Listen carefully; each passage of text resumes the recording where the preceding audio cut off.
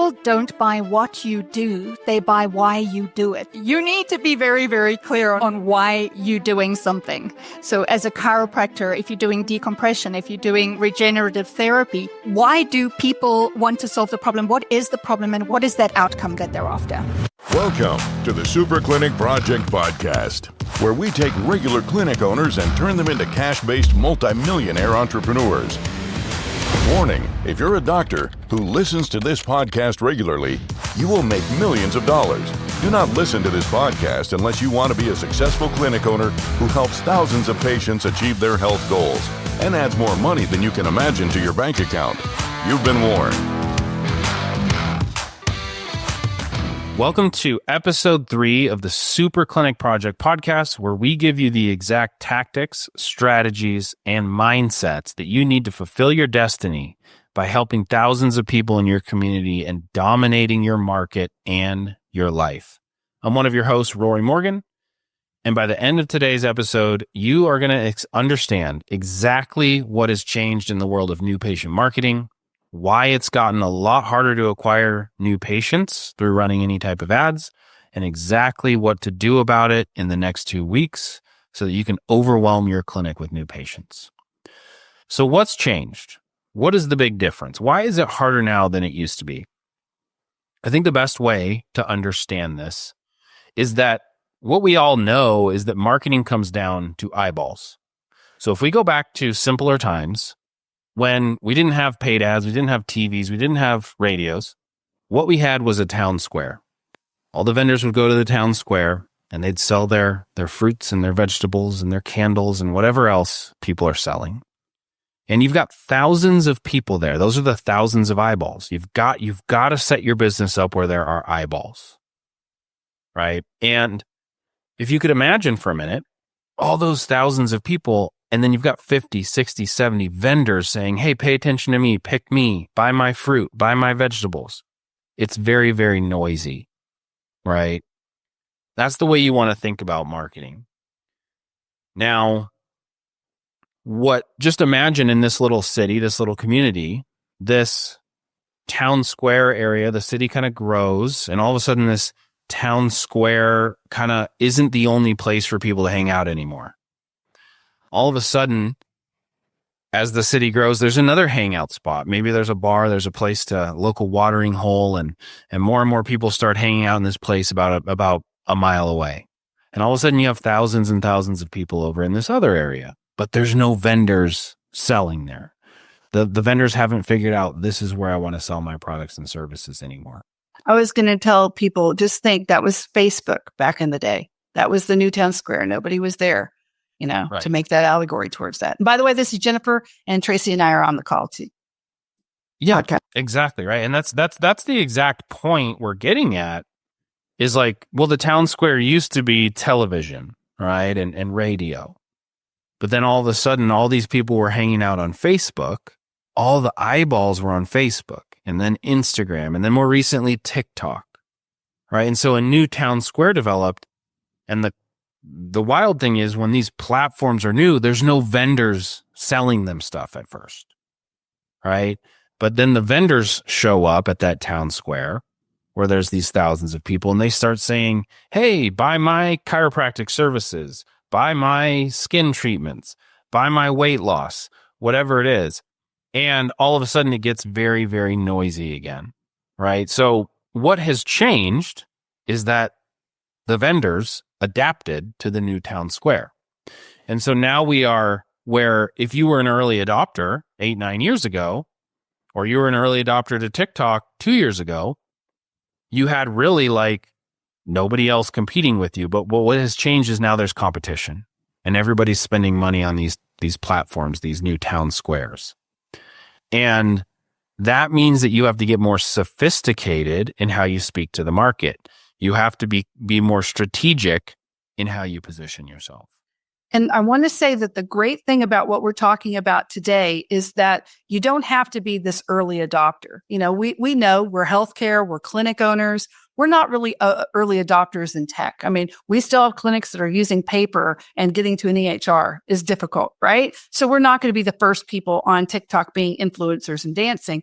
However, it doesn't matter how early you are to the game or how late you are to the game.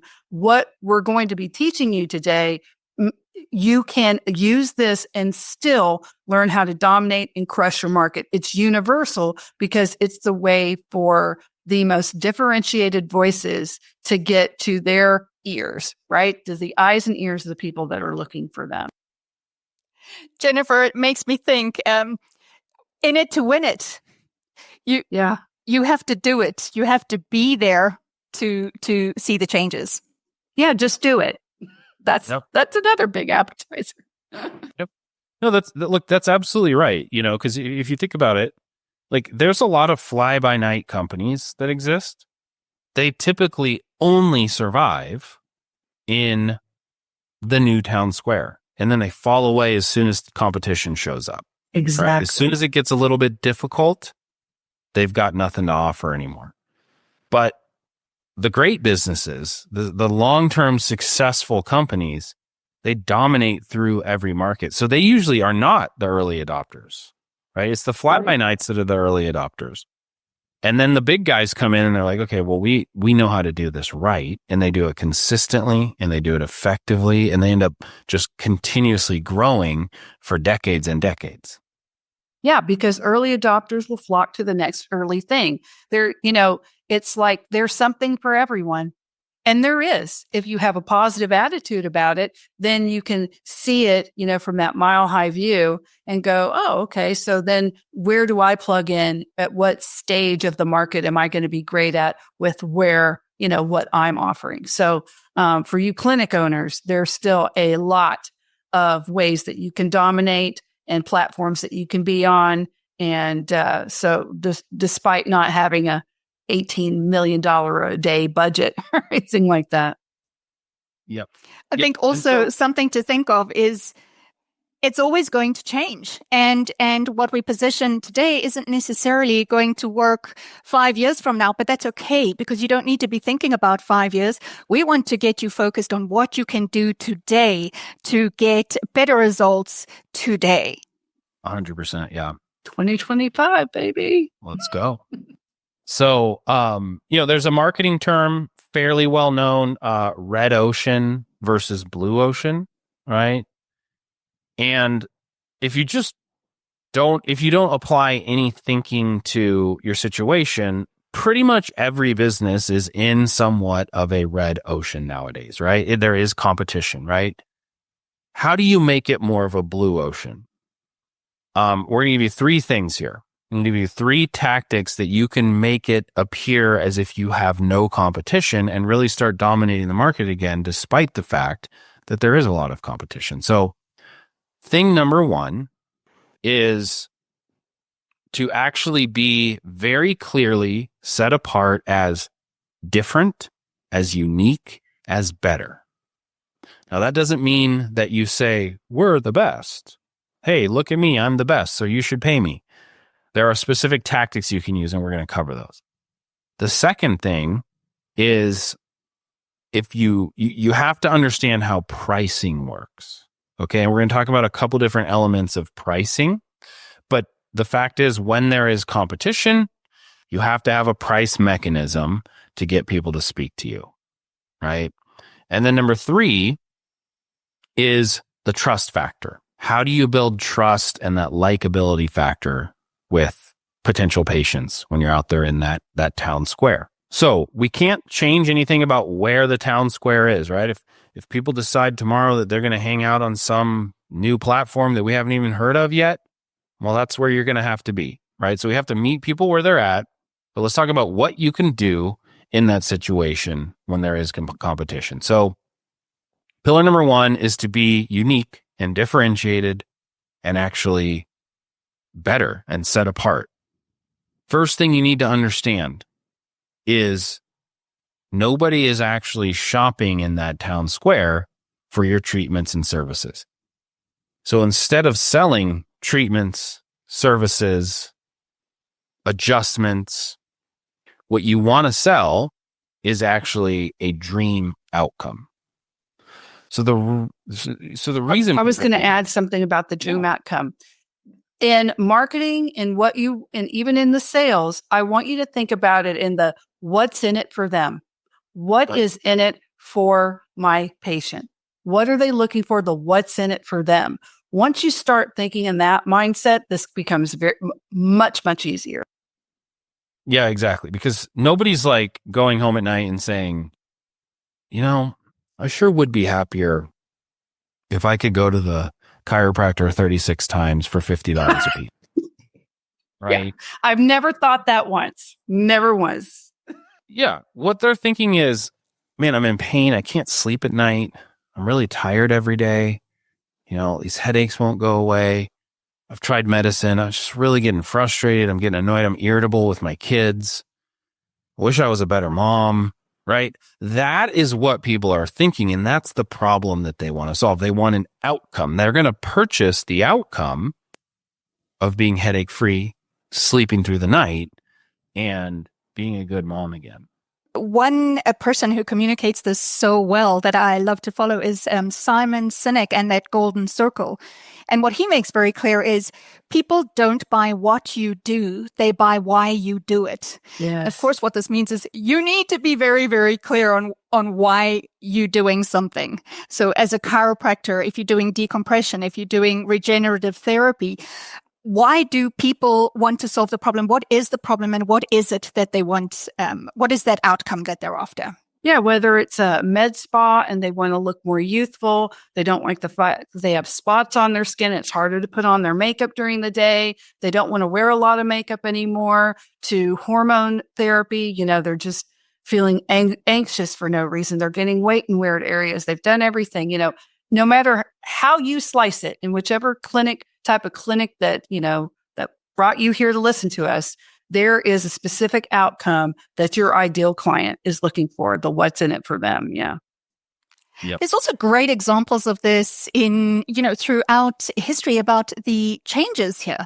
So if you think about the iPod, they weren't the first person to develop it. If you look at Apple, there were other people who developed it first, but the way that they positioned it was just not desirable.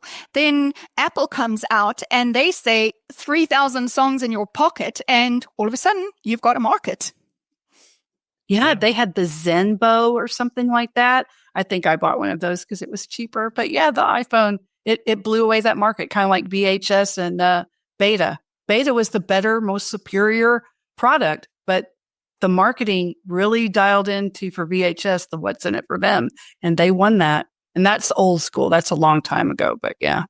Yeah, 100%. Right. There's if you think about the way the MP3 players were sold, it was more about the technical features, right? How, the amount of gigabytes it could hold, and it has this button and that button, and that, Apple was really more focused on the unique experience of the way it felt in your hand, and the little track wheel, right? And the shape of it, and that it's really cool to have an iPod, right?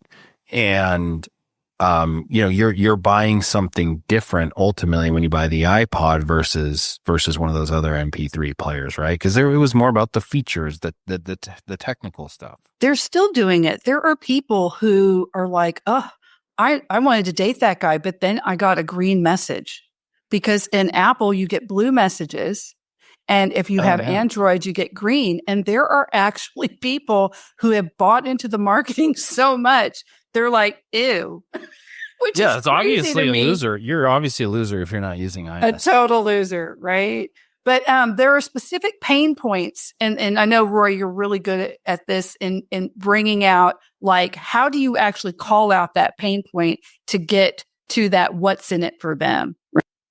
Yeah. I mean, so a couple examples that we've used and clinics that we're associated with have used, instead of just saying, chiropractic new patient special, right? it's like, hey, does it feel like there's a hot poker poking you in the back, right? And literally in your video, having like a hot fire, or not hot, you wouldn't want to heat it up first, but just a fire poker and like pressing it on someone's back in a video. Someone that really resonates with someone that has severe low back pain, right? Or, hey, does it feel like there's a toothache in your lower back going into your butt? That's actual language that some of our most successful ads have used, right? Because that's actually the words that patients use to describe their situation. Another example you could think of, maybe for more of like a med spa. Do you ever look in the mirror and just feel a little bit disappointed at the lack of youth and vitality that you see?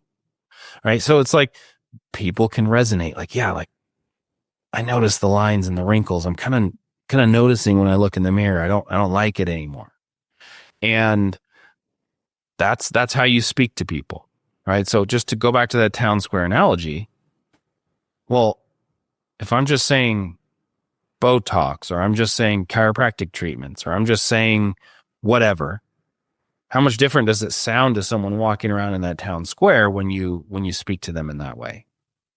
Right? Yeah, no one goes out and wants to interact when it's about them. So if you're making your chiropractic or health spa about yourself, look at us, we're so amazing and we do this and we do that and we have the fanciest equipment. There's no space for me in a you situation. So you want to make sure no one cares. For me, yeah. In fact, it can even have the opposite. Like, oh, we studied here and we studied there. I mean, that can actually put people off because I don't care. I want the result. I want the outcome. I don't care if you studied in the top United States university or in Bangladesh or in, the middle of wherever. I want to know that you're going to fix my problem. Look at all my fancy degrees on the wall framed in mahogany.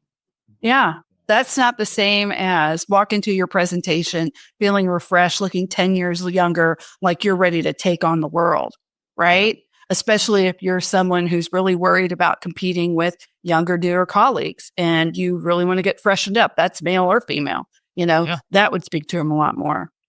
Yep, 100%, right? Because what that person wants is to get the promotion, right? We all know pretty privilege is a thing, right? So it's like, hey, if I look and feel more vibrant, that's going to help me, right? Or maybe it's getting back on the dating market, right? Maybe it's being able to put on the bikini on the vacation in the summer, right? I know I'm looking forward to putting my bikini on this summer. So woohoo, the Speedo. Yeah, it's going to be great. Save us the visual. Yeah. Another thing that we want to go into is price. And there is a very big difference between the price that you use to get people to meet you for the first time, that enticement that you can really wow them with value and the what's in it for them and how you can get them that end result as to what you're charging. So, and the difference between, if we could offer it for free, we would. And I know, Rory, you had talked about different things on price, but I'll let you talk about. Yeah. Yeah. So, you really want to differentiate in your mind between your core offer, which is how you really make your money. It's how you offer the most amount of value to your patients, and it's how you make the most money. But then you also need a front end offer, and the front end offer is just an attraction mechanism. So you think about that town square again. There's 5 other chiropractors. They're all saying, I can help you.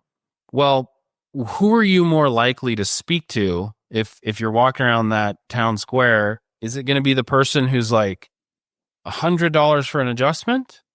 Or is it going to be the person who says, hey, come over here. I'll help you out for free for a few minutes and I'll take care of you. Yeah. Right. We get a lot of clients who are very adverse to that. And they have this idea that if they offer a low cost, low barrier sort of advertising offer to get people in, so they'll take the chance to even hear them, that they'll only get bad, quote unquote, bad leads. They're not going to have any money. They're just here to take advantage. And the further could be farther from the truth. Think about a grocery store, Costco, Walmart, The biggest stores on the planet have free samples. And those are actual products that they pay for, that they cut up, and they're handing out to people who want freebies, but they're not doing that because they're losing money on it. They do that because people will buy, they want to try it, and it works, and they make millions, if not billions of dollars on it. It's the exact same thing. Get a little free mini facial in, or a red light treatment, or, here's a NutriPack with the new patient special you can get. That if that person goes from looking at the competitor to going, you know what, let me just go on and talk to them. And then you have a really great funnel to take them and develop trust. It's numbers, but it's the same people. You're not changing the quality of the people. Yep. The low barrier offer oftentimes what we hear is that it's going to make me look cheap. It's going to make me look as though I'm massively undervaluing my service. But again, to flip it on its head, the attitude that we would want you to pick up is that we are so flippant confident in our ability to get you to the goals that you want to reach and to provide this incredible experience for you, that we're prepared to let you have a little taste at next to nothing. Yeah. And so aren't you lucky? Yeah. Sorry about that, Tracey. And this takes us into our next one, which is trust. See, once you get them in, then you can develop that trust and really get that ideal client, and take people that you probably, if you don't have the right system in place, would have said were bad leads, and turn them into some of your best clients. Rory, you want to talk about that? Yeah. I mean, just to kind of hit the topic from a broad perspective. If you're in this town square and you've got, all these people, okay, we've differentiated, but some of the other people have differentiated in their own ways. Okay, we've got a way of attracting them with price, but some other people are doing that too. Well, what is left? Well, think about yourself out there. You're gonna gravitate towards the person that you're more familiar with, that maybe you resonate with better. You've seen them more often, right? This is really a lot of how TV advertising works, right? You're not just gonna see one ad and then go buy a pair of Nikes. Over time, you learn to trust Nike. They associate themselves with, Michael Jordan and LeBron James, and I'm sure, Cristiano Ronaldo, and I honestly actually don't know soccer that well. Maybe he might be Adidas, but that's the point, is basically over time, I'm familiar and I'm comfortable and I like Nike because of the associations in my mind. So you want to do the exact same thing. It takes, in today's day and age, somewhere between 14 and 25 impressions on average before somebody feels comfortable with you enough to reach out and initiate a conversation. So if that's all you're doing is putting out an ad that says, buy from me, you're not stacking the odds in your favor. You need people to see you again and again and again. And so that means daily videos on social media. That means probably weekly or maybe twice a week, if you can manage it, videos on YouTube, right? It means having a podcast, right? And you're not going to get 500 patients in 2 days because you start your podcast. But what you're going to do is you're just going to build trust that builds and builds and builds and builds. And it makes all those other ads work better. So some ideas of videos that you can create. You can do. I love this, Rory. What stands out for me again, it's Gary Vaynerchuk, and I think something that he positions, which is kind of fun, is it always seems like practices or businesses, organizations achieved overnight success. But the truth is, people don't see that success is a consequence of the long game. They're not just going to try it heavy for a month and then say, well, that didn't work. It takes months and months and months to really reap the big rewards. Because they have to know you're always going to be around, right? 100%. Yeah, exactly. Like it's just not as easy as people want it to be. It really is that simple, right? Yeah. Yeah. Absolutely. Content marketing is a thing. It's been a thing for a long time. It is changing in 2025.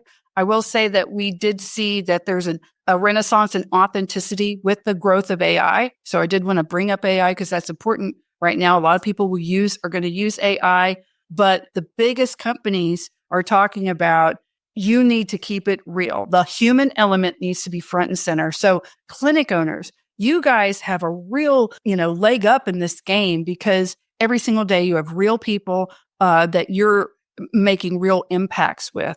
So don't think of this as something that's hard. It's actually going to be a lot easier for you to do this and to make these types of videos that Rory's about to talk about. Yeah, and yeah, I mean, you already kind of mentioned one of the types of videos, which is testimonials, right? So again, you're not just going to get one testimonial and then the whole community shows up at your office.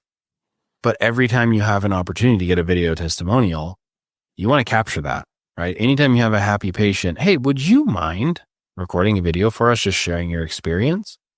And basically what ends up happening is, okay, person A in your community sees your videos and your ads 15, 20 times. And eventually they're like, yeah, I kind of am getting serious about making my skin look better.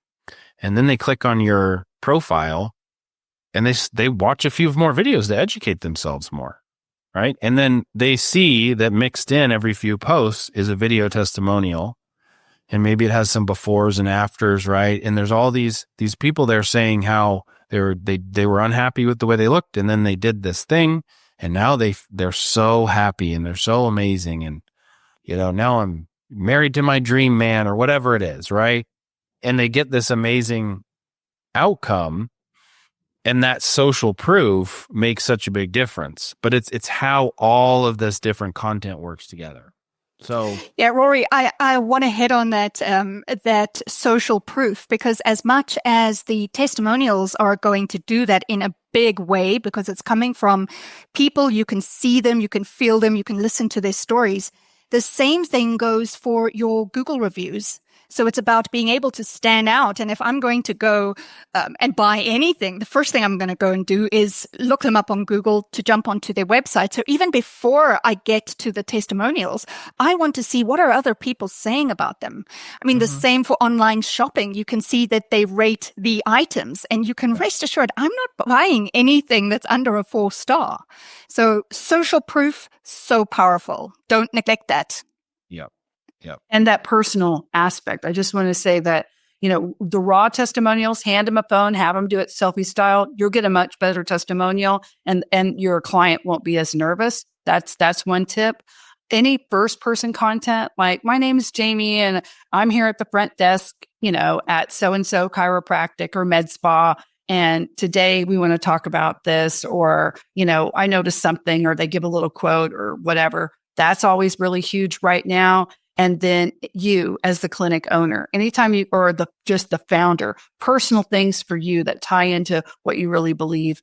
Those are always, those are very powerful, the personal human aspect. Yep. Yeah. I think a couple other types of videos you can do. Educational is sort of like the most obvious one. Educate them on a topic that you're an expert in, right? So you want to shoot for 45 seconds to 90 seconds if you're doing it on social media, but then YouTube or podcast, you can explore that topic more in depth, right? And that doesn't need to be lectury or stuffy. I mean, you can break it down into very simple language that a 12-year-old can understand. And that's going to resonate a lot more than, making people feel like they're sitting through a lecture that they'd rather be anywhere else. Totally. This could have been an email. Yeah. Yeah, exactly. Thought reversal videos are another one that I like, so take a common belief and then flip it on its head. Most people think that breakfast is the most important meal of the day, but studies have shown that skipping breakfast is actually 5 times more healthy. All right. I What? don't know if that's true. No, okay, can't be true. I love breakfast. Right. But, that would get into, that would be a good kind of hook to use for a, for like a weight loss clinic. Right. And there goes our Kellogg's endorsement. Just saying. Right. Thanks, Rory. We're going to be a little short on sponsorship dollars this month. But that's kind of the idea, right? Most people think back pain is inevitable after you get into your 40s, but studies have shown, right? And insert your little belief shift there, right? So most people think that the only way to lose weight is through diet and exercise and takes an incredible amount of willpower. But we're here to tell you we have medication that can help you with that. Yeah, exactly. So thought reversal is a big one. Another one you don't want to skip over is like community, right? So anything in your community that's going to make people associate you with the community, right? So if you're in a town that you've got a great high school football team and they're, going to compete for the state championship or something, right? Like doing a video at the stadium, interviewing a player, right? Like, that player is going to be a scholarship athlete. Everybody's just like obsessed with them. Associate yourself with them, right? You're integrating yourself into the community. It builds a lot of trust. Like, oh, that guy's like us. He's a fan of the Cougars, just like I am, right? Maybe I've even seen him at the games before. We had a client that did a food drive. They had a big flood that happened. And so they went on their social media and they said, our office is still standing. We know our community is really impacted. You can still get to us on like Highway 45. We're going to be here throughout the weekend. This is Dr. So-and-so and the staff were there. And, they all looked kind of bedraggled, but they were getting everything ready for just the food drive. Come on down. Anytime you do anything like that for the community, be sure to take that and put it on social media, not just so you can get more food for your food drive for your neighbors and friends that are suffering, but also too, you that's very relatable and you're a part of that community and something that somebody, may resonate with. Yep. And again, like that is not going to leave, right? Because I think people are always like, oh yeah, I'm going to do that and I'm going to get all the patients. Now, what you're going to do is you're going to build trust, and the people who don't have an issue now are going to go remember you and go to you later. Right. So just let people know that you're around, that you're part of the community, that you're helping, that you're involved. Right. Had a client a long time ago who every Saturday they would go to a homeless shelter and adjust homeless people. And he started filming that and just letting them know. And it was very casual. It was basically like, hey, Dr. So-and-so down here at the XYZ shelter. This is, Sheldon, and he just got his first ever adjustment. Tell us how you feel, man. Right. And like, oh yeah, we're always helping the community, the XYZ community shelter. If you ever want to stop by and help and stop by and lend a helping hand for some of these folks who are less privileged, let us know. We'd love to have you by. Right. And they would just put that video out every week, and it makes an impact over time, a very big impact. So yeah, tiny. I get goosies when you talk about that. I get excited and we're just talking about it. We're not even doing it. Yeah, but those little pathways, we're putting those little pavers so people can find their way to you. That's really what it is. Give them the breadcrumbs, give them the things that they can find their way to you so that more eyes and more ears can learn about you and this good that you're putting out in the world through your business. Yeah, 100%. Another thing you can do is just funny videos, right? Not related to anything, right? So I for about a year there was every single morning, I would do a dad joke on Instagram. And I lost that account for unknown reasons. I had no idea it got shut down. Yeah, maybe it was shut down because the jokes were so bad. But at the end of the day, like, people remembered it, right? People would call and get on sales calls with my sales reps, and they would tell them like, yeah, I've watched a lot of his videos. He's kind of a dork, but I relate to him. Right. And so that's like, it's powerful. It takes over time, just being funny and showing your personality has a huge impact on building trust. You want to get that 14 to 25 interactions with your market, and you want to just keep it going so that they can't forget about you. And you're kind of positioned as that key person of influence in your community. You also don't want to be talking about subluxation and cranial cortex and visual vagus nerve system. I mean, a big part of building trust is also the language that you use. So pay attention to what your patients, how they're sharing that information, and make sure that you speak that language whenever you're communicating internally or out in that market. Yeah. Awesome. Well, I don't know. I think that's enough. I think we can wrap it up. So we've got our 3 pillars there, right? We've got differentiate, right? And we gave you a few ways that you can differentiate. We've got price mechanisms. So we talked about that a little bit. And then we've got building trust through content. So if you do those 3 things and you are consistent on them, you will get better results. Don't just do I'll try it once, and if I make $1 million from it, then I'll believe it. This is how it works, right? It's a town square. 400 years ago, it worked this way. Today, it works that way. It's just the place where the town square is different, right? It's the same thing. It's the same fundamentals. So with that being said, guys, if you would like more help with this, you can try our services free for 14 days. So we have a mastermind, and all this training is on there. It's much more in depth. There's actual documents that you can read, and there's videos that walk you through each concept, but you can actually click on that link. It is at our website, which, Jennifer, do you want to share that website address with us? Yep. superclinicpodcast.com. And I think in our outro music, we say it about 10 times. Good. Well, that superclinicproject.com. Oh my goodness. Little edit. Superclinicproject.com. If you go there is going to be a link to that mastermind. Like I said, you can try it free for 14 days. And with that being said, guys, have a great day. Have a great week. Go out and execute this stuff and help a bunch of people make a bunch of money. You've been listening to the Super Clinic Project podcast. If you like what you hear, subscribe and stay tuned for further episodes of the Super Clinic Project podcast.